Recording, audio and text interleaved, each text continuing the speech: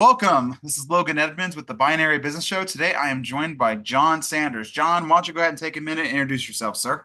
Yeah, thanks, Logan. Happy to be here. I do a number of things in the world, but probably the biggest thing that I'm excited about right now is a platform called EntrePastors. So we help pastors launch businesses out in the marketplace. We think it's a good thing that a pastor is not fully financially dependent upon the churches they serve for a lot of reasons that we can get into if you want. But oftentimes, when they are fully dependent on those churches, it's usually pretty subpar pay to begin with. And so it's a real challenge for a lot of pastors financially. And we think a better solution than, going to the church and getting more from the offerings or the budget, which often is very much an uphill challenge. Instead, we think let's get those pastors out into the marketplace where they can use their God-given abilities to create value. And really, the ceiling is removed for their earning potential. The sky's the limit with what they can do. So that's one thing that I get to do, and I love that. But in addition to that, I'm a full-time firefighter. I work as a pastor. I have a small handyman business.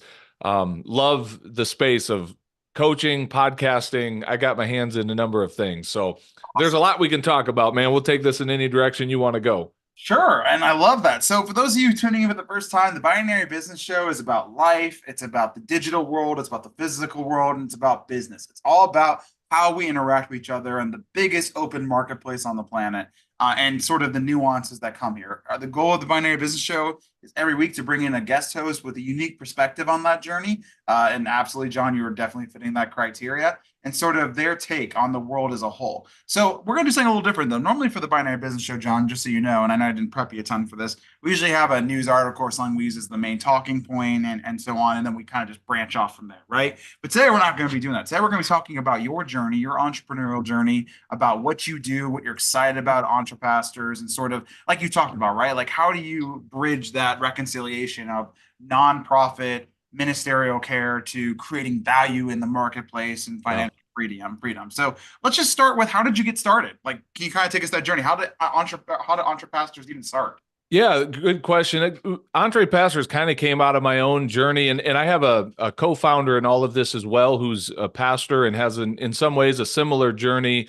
His name is Les Hughes. But for me personally, I grew up in pastoral ministry. My dad was a pastor, had a really good experience as a kid with that. Not all pastors' kids can say that, but it was good. I don't have any major complaints other than I watched my parents struggle financially, which is pretty common for many people in church work, nonprofit work, to just there's a sense of poverty that comes along with that.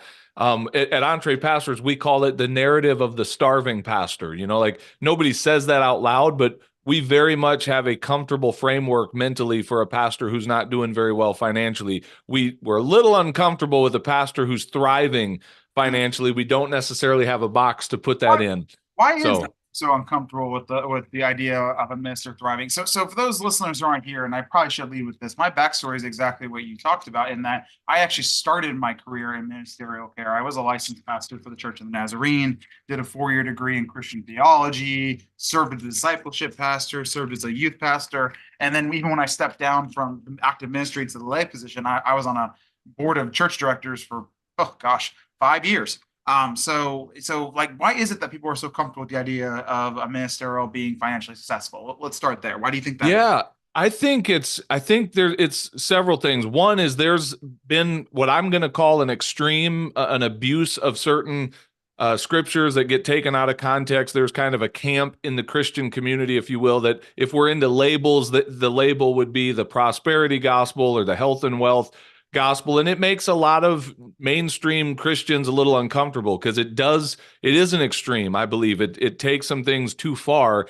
And so I think there's a big pushback from that. And the problem is that many Christians go to the other extreme, which is the poverty gospel. And it's this idea that somehow being broke is synonymous with being righteous. The more broke you are, the more righteous you are. And if you're doing something for the Lord, how could you dare charge money for that? And I'll tell you what, there's another very sinister dichotomy at play there, and I'm going to call it out. It's this false dichotomy of the sacred versus secular, meaning there's some things that some of us who are called to ministry do. It's sacred work, if you're not called to that, then you just go out into the business world and do secular work. And man, that is such broken thinking, because it's somehow saying some of us are just a little bit on a different plane because we do sacred work, and the rest of you guys, you just do secular stuff, and our work's a little more important. But the trade-off with that is we can't charge what you can charge out in the marketplace because you're doing secular work. So charge whatever you need to be compensated for the value you're creating. But since we're serving God, we need to be broke. The whole thing's flawed. And what that has resulted in is thousands of pastors burning out of ministry every year. I'm not saying it's all money, but money is a constant struggle for the average pastor family of trying to make ends meet. And that makes sense. Like the first thing you have to do when you do an undergraduate, in my experience, of any kind of 4 year degree, is they make you take a basic psychology class, right? Like that's, if you ever went to college, and I know all of our listeners did, but kind of painting that in, that is something you have to do. You might be interested, you might not.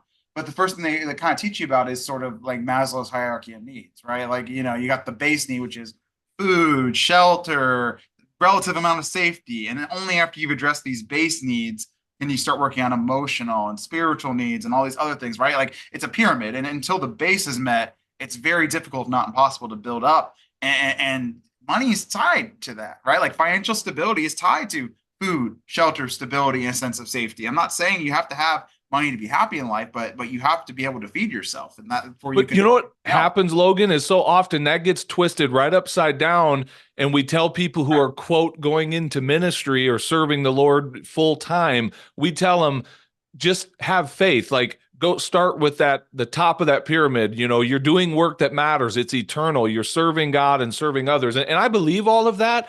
But then we basically say, don't worry about all that other stuff. Again, we'll point them to a Bible verse where Jesus said, seek first the kingdom of God and his righteousness, and then all these other things will be added on to you. And so we just kind of over spiritualize and then abuse. I believe I'm going to use the word abuse, or take advantage of someone's willingness to serve God. And what we'll say is, hey, we can't afford to pay you, but we're then going to expect you to work a full-time job. We're not going to pay you for the value you're delivering there.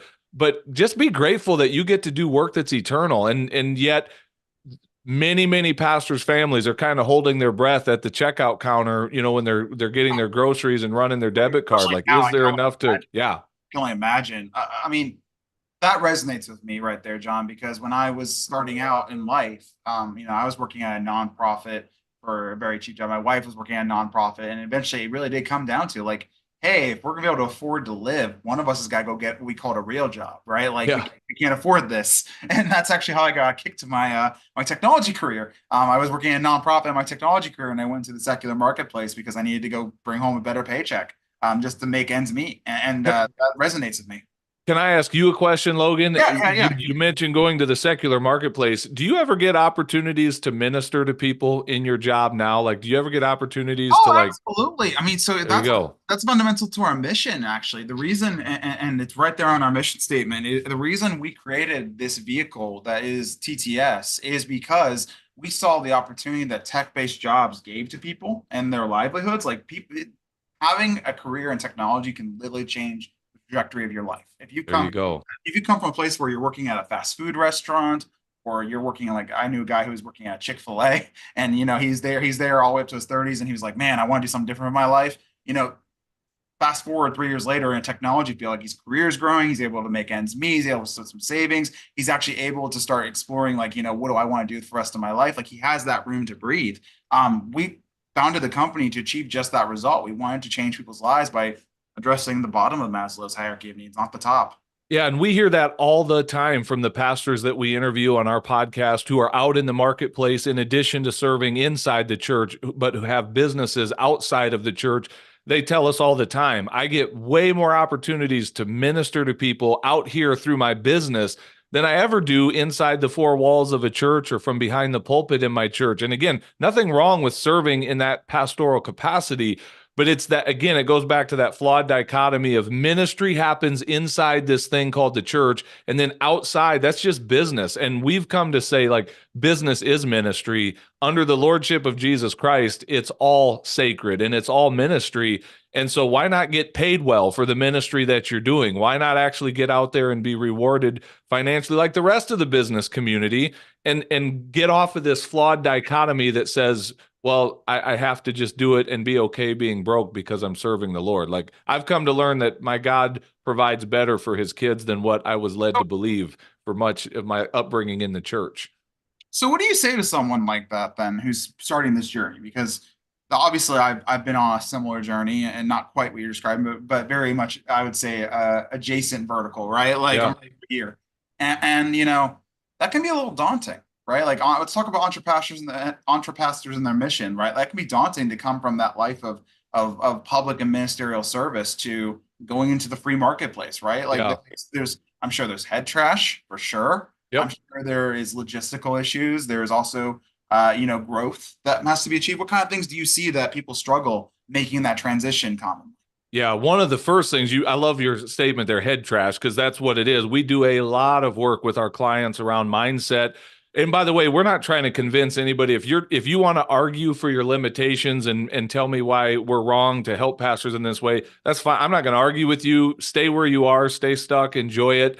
And I know that sounds like I'm being a butthead. I'm not. It's just I'm not here to convince you. So first of all, we are here for the pastor that is sick and tired of being sick and tired of feeling that financial pressure. If that's you, then the next step is let's help you get mentally squared away for this journey, and we have to get you okay with abundance. We have to get you okay with the idea of actually having money that you've maybe never had before, and be okay with that. So there is a lot of head trash that we deal with. It comes to selling, and a lot of people get hung up on selling because they have a really broken view of it, that somehow it's a win-lose thing, that I win, you lose. And Oh, we have to help them see that as no, we're serving. Selling is serving, and we're doing it with integrity, and we're doing it by adding value, and it is a win-win scenario. Once we get someone ready to do that, then it gets very practical. Like, let's help you get solidified on what a good business idea is for you. We don't have like a one size fits all, everybody needs to go do this one business. Sometimes we get accused by other pastors of trying to be like a multi-level marketing. Like, we have nothing like that to sell. Like, we want to come alongside of you, help you discover how God has wired and shaped you with your unique gifts and talents and abilities. Then let's help you discover an idea that would be a profitable business idea for you. And then let's launch it. And that's where we really come in, walking beside our clients step by step as we help them get their business up and off the ground, and to the point that it's a profitable business where they now have revenue coming into their family that they did not have previously. And it's so rewarding to see that happen.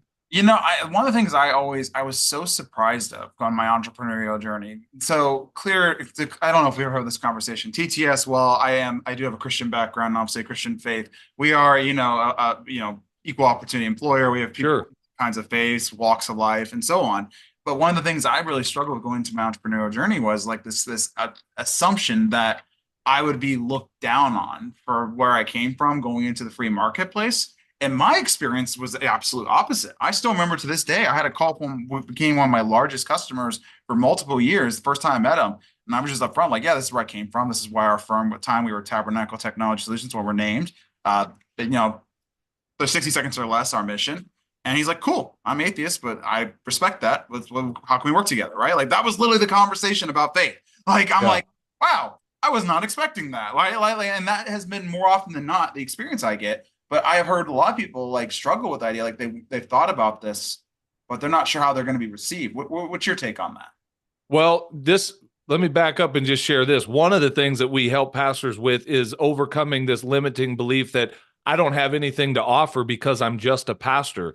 And I will get back to your question, No, but you're this fine. You're is fine. kind of setting the stage for that, is helping them recognize you have been honing a skill set in ministry for years that's highly valuable in the marketplace. So that's another thing of helping them see. I often tell our clients, like, you in some ways have an unfair advantage in the marketplace. Having said that, you don't have to lead with your pastor badge. You don't have to put a cross on your logo and show up as an overtly Christian company. I happen to believe that Jesus shows up with me whether I'm going to the fire station to work a shift day, or whether I'm going into someone's home to do a home repair with that business, or whether I'm podcasting. Like, every business I have is a Christian owned business, and I don't have to go telling everybody. I just simply show up and serve, and Jesus comes along with me and empowers all of that and really creates some cool opportunities to serve other people. And here's back to your question. When you are truly solving problems, that's what entrepreneurs do. I don't have to lead with any kind of overt religious overtones. I'm here to help. I'm here to serve. I'm here to solve your problem. And it turns out people will pay for someone to solve their problems. And business, it's very relational, and you're solving a Absolutely. problem in someone's life. I think it's kind of fascinating that the culture of servant leadership has become so pervasive in Mm, this world. Like anywhere you go, like that is the focus, whether or not there's religious overtone. They resonate with the idea of serving others as a relationship strategy, right? Like if you're truly serving others, they in turn will truly want to look out for your best interests, and we're all better for it, right? Like that. mhm. That I go to multiple secular coaching groups now, and if you go to a peer group, right, like a business peer group. First thing, servant leadership, right? How can I help you? How can I serve you? Yes. Because we're all better for it if we all take that mentality. And there's not any kind of, Christian overtone in that, but it's a concept that, like you said, pastors have been refining their entire lives. And, Right. they get that. They get it. Yeah. Yeah, that's where I say it's I think pastors, if they've been doing a good job serving in ministry, they've honed a very uh diverse skill set that they can take into the marketplace, those soft skills that sometimes are lacking, desperately lacking in the marketplace, of people skills, the communication skills.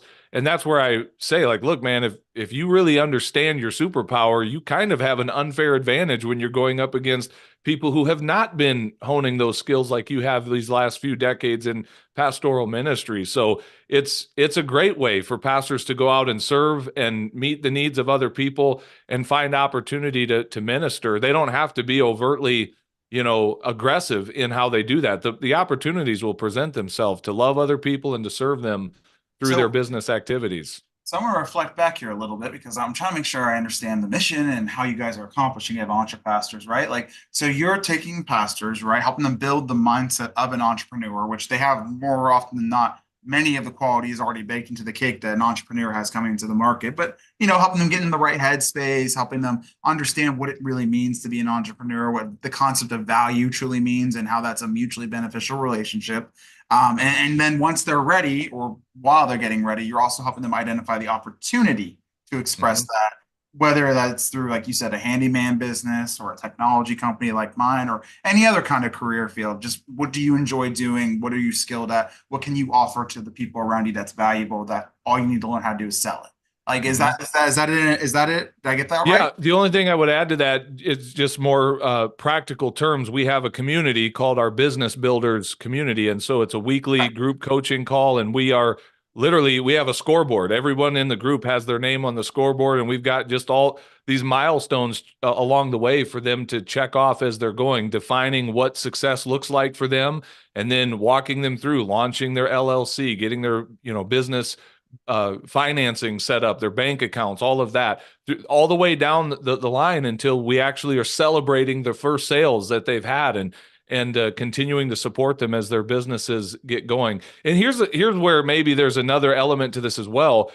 Most pastors do not have a community that they could go genuinely celebrate success in the marketplace. Like the average pastor who owns a business could not get up in their church on a Sunday and go, man, guys, can we just celebrate this last week? I closed a $50,000 client, or I had the biggest sale I've ever had. Again, normal church people don't know what to do with that. Like, I don't know. I don't know how I feel about that, pastor.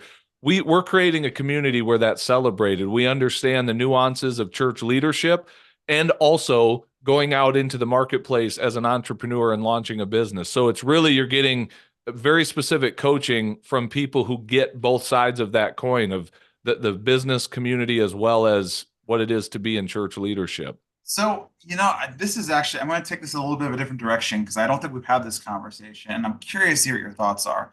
So, entrepreneurship, there is a healthy view of what it means to be an entrepreneur, and I think an unhealthy, even if you're not a pastor. I'll give you an Mhm. example of an unhealthy version of an entrepreneur. I grew up from a small business family. My dad had his own small business. He drilled water wells, and I watched my dad work 100+ hour weeks, constantly worrying about the business. The business was his entire life. He was the guy who had to do everything. And for the longest time, that was my understanding of what an entrepreneur was, right? Like you have to basically marry your business. It's your entire life. And as I grew up and as I got older and as I met other entrepreneurs, I realized that was a very warped view of what it is. Actually, a true entrepreneur should be empowering other people or creating process that actually makes them and by adds more value, makes them more free, right? Like the most successful entrepreneurs on the planet only do sometimes 5, 10 hours a week of real-time work, but because they've been built their lives making value, they can get away with that. Do you find a lot of pastors are struggling with that idea of that warped sense of entrepreneurship? Like, I can't do ministry because I'll have to give it all to the business to make it work. Like, is that something they struggle with? Absolutely. But I would say this, if you just exchange the word pastor for entrepreneur there, you just described probably 80% of pastors in America today who give an entirety of their life, their sole focus and their sole identity flows out of their role as a pastor. And it's not healthy. It's the same thing. They're working 80, 90 hours a week in this thing called the church, to the neglect of their family, to the neglect of their health, to the neglect of fun and hobbies and friends. And so that is equally available to be taken to those extremes. That's why this sounds really counterintuitive. We say to those pastors who already feel overworked and underpaid, hey, we have an idea. Let's help you launch a business. And they're like, how in the world would I launch a business when I'm not even keeping up with this? And it's like, that's exactly the point. You can't. It's going to force some really healthy conversations inside the church world that you, pastor, were never called to do all of this work in the first place. You were called to be an equiper and a delegator. Turns out those same skill sets that are required in church to really get that right, when applied to the marketplace, the same result can happen, that you can build a team, you can work and get things done with and through other people, to where you're not just this totally, warped guy that's given 100 hours a week and never sees his family. So that's definitely a conversation that we have on both sides of that, in the church world and out in the marketplace, because it's true in both places. That's fascinating to me. I think one of the things that stuck with me, and it wasn't pastoral ministry that taught me this, but it was where I started. I used to have a mentor back when I was in pastoral ministry who described the idea of a pastor who, he was the guy that was doing the worship music on stage, right? Like his little like multi-drum band set. He was the guy that passed out the offering. He was the guy that did all the week service. He did all the minutes, the actual sermons. I did all the house visits. He did everything. He's like, what would you call that guy? And he just left open-ended. And I said, I don't know, like really talented. And he's like, no, I call that guy a failure. Like he's doing everything, and that's not the whole point. And he started breaking down to me how they're in a church, and it's kind of funny because it's the exact same thing in a business. There's always usually a visionary, someone who sees where you need to go and is sort of making that rough idea. And then there's an operator, someone who's actually going to get the stuff done. And that all flows from there, right? And you branch that out further. And that's true in business too, right? Like as the CEO of my company, I am the visionary. I'm the person that says, where do we need to go in the market? How do we package it? How do we sell it? But then I give those criteria to my operator and I get out of his way, because it's my job to be the owner operator long term. And I screw things up more often than not compared to him.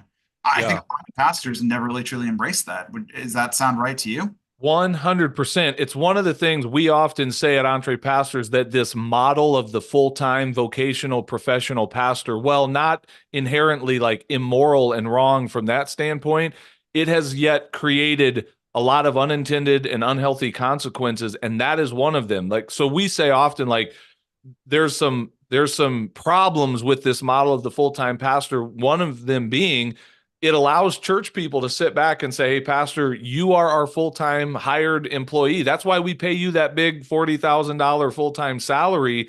And see, the way this is supposed to work according to scripture is it's a body. And the pastor's role is to be an equiper, not to do all of the work of ministry, but to equip the saints for works of service. That's in Ephesians chapter 4. And so most pastors don't get to become the equippers, because the body sits back and says, hey, we'll consume, pastor. We'll show up on Sunday. We'll consume all the stuff you've done. But when there's work to be done, That's your job, Pastor. It's not my job. That's why we pay you. That's not biblical. It's a very broken model, and it keeps churches from growing. It keeps pastors from really leaning into the skills that they have and the gifting they bring to the table. So it takes courage for a pastor to push through that discomfort of saying, no, I'm not going to do everything. It's not my job to do everything. I'm going to equip the right people around me to do the work, and I'm going to stay in my lane. Same happens in the business world. A healthy entrepreneur is going to resist that urge. Sure, there may be a season where you're doing everything when you're getting something off the ground and bootstrapping it, but a healthy vision for that is we're going to start handing off parts of the business to qualified people that I've trained and brought on board the team, And and those principles work in both. as soon as possible as well. I'll make that one asterisk. Like Yeah. as soon as you are ready, able to do it, you need to do it. I agree 100%. Yeah, Like there's a time and place for owner operator, but it should be a short-lived season. absolutely. If you're doing it right. Okay, well, let's take the line. I have about another five minutes here or so before we're at the end of our time. So I kind of want to help our listener understand the journey, right? So say our owner, our listener is in that ministerial role, right? That $40,000 role, which man, $40,000, that's even less than it was 2 years ago, right? Like inflation stinks. Yeah. They're looking at like, where do I go from here? Because they might have a family or they're just not able to make their own needs met. What does their journey with you look like? Where does it start and how does it progress? Can you kind of paint a picture for them? If they Yeah. were So again, the first thing is let's find out what is the goal? What do we need to have happen for you? Because for some of our clients, they're not looking to build a multi-six-figure business a year. They honestly just $3,000 or $4,000 a month in additional revenue would be life-changing for them. Okay, so let's work backwards from there. What would that look like? How are you gifted and skilled, and what would be a business you would be excited to get out of bed in the morning and pursue? Once we have that idea, then it's literally time to take action. That's one of the biggest things that holds people up. They think it's ready, aim some more. Like it's time to pull the trigger and fire, start, get going. And we do have a checklist that we walk our clients through. It's not rocket science. Like let's get your business set up with an LLC. Let's get your business finances separated from your personal finances. Let's name your business, get a logo for it. Let's build a website for it. Let's get social media platforms set up if that's necessary. Let's actually get you in business. What is, and it's that accountability we're providing each step of the way that I don't want to be talking about this a year from now. I want action. I want a week from today for some things to have happened since this last call. And I want to see you taking steps forward. And here's the crazy thing. It turns out when you actually start taking action on an idea, you start getting progress. And that's what separates a lot of people from the thinkers versus the doers. We help our clients become doers. I did a different program similar to it. I started with a book called Mike by Mike McAllowitz, which if you're going into business, I recommend anything he writes. He's a phenomenal writer. Yep. He really has it nailed down. But he wrote a book called Clockwork, and it really was like just get started, figuring out, I need to do this, I need to do this, and what happens is you gain traction, which is funny because I'm reading another book called Traction, the Entrepreneurial Operating System. But the traction has an odd way. Once you start making real progress and doing things, it has a habit of snowballing. In the beginning, it might feel a little slow. We get it. But as you make progress, that progress sticks and you can build on it and it ends up snowballing. And over time, it becomes what you dreamed or even bigger than what you dreamed of. And materializes and it takes a life of its own in a lot of ways. Yeah. And just getting started is often the most hardest part of that, getting traction. Absolutely. Because again, if all you are is sitting back thinking about all the what ifs and well, I don't want to go until all the lights are green, you're never going to get started. And so that's one of our biggest ways of helping our clients is like, once you're in our program, you will start, you will take action, and each light will become progressively green as the more steps we take forward. We're going to help you get there. And a lot of times this does happen faster than you think. We don't promise overnight success. We don't promise that we can help you get rich quick. We don't actually, like I said, we don't have a business we're selling. We're going to help you figure out something that'll work for you. And then we're going to hold your hand, walk beside you, and kind of just be your guides on the journey as you get going. But it's so exciting to see these guys get progress sooner than they thought possible, or just like, man, I can't believe someone just paid me for this. I say often, Logan, that pastors, unfortunately, have been really taught in the system, if you will, to devalue their time. And when we can help a pastor charge their worth, like say, for instance, what's coming to my mind is like a pastor who's coaching, which feels very similar to like counseling or ministry and other things. And for them to get paid like a professional coach and to say, oh my goodness, I just made more money in 1 hour talking to someone than I used to make in an entire week of pastoral ministry. It is so fun to see those light bulbs coming on and to help them see what's possible as they move forward. So it's fun work that we get to do. That's awesome. That's awesome. Well, everyone, I hope you enjoyed. I've enjoyed this conversation. For our audience, if they want to learn more about EntrePastors and all about the program, where should they look towards? Do you have a website? Yeah. Where would you suggest they go? EntrePastors.com is our website. We just took the word entrepreneur and the word pastor and we shoved them together to make a new word. So EntrePastors.com, everything is there. You can contact me through the website and learn everything about us there. Subscribe to the podcast there. We'd love to serve you in any way that we can. So come check us out. Awesome. Last question I have for you, John. I ask every time I meet a coach or someone who's, a business leader or any kind of leader, are you currently reading anything? And if so, would you recommend to the rest of us? Yeah, for the second time, I am going through the book called Extreme Ownership. Have you ever heard of that book by two Navy SEALs, The Jocko name Willink? rings a bell, but I can't say where I'm placing it. Yeah. What is it So about? it's a Extreme Ownership. It was written by two Navy SEALs, Jocko Willink and Leif Babin, I believe is his name. And it's they're taking their lessons from their time in the special operations of the Navy SEALs and applying it to, business world. The big idea is extreme ownership. You take ownership of all the outcomes. And man, if you imagine being on a team where everybody is taking ownership at every level, it's game changing. So a really great book. I highly recommend it, but that's what I'm in right now. That sounds awesome. I'm gonna add that to my list. Personally, at the moment, I'm neck deep in two books. I'm finishing up Never Split the Difference by Chris Voss. Oh, that's a good one. It's a great one. Ex-chief FBI hostage negotiator.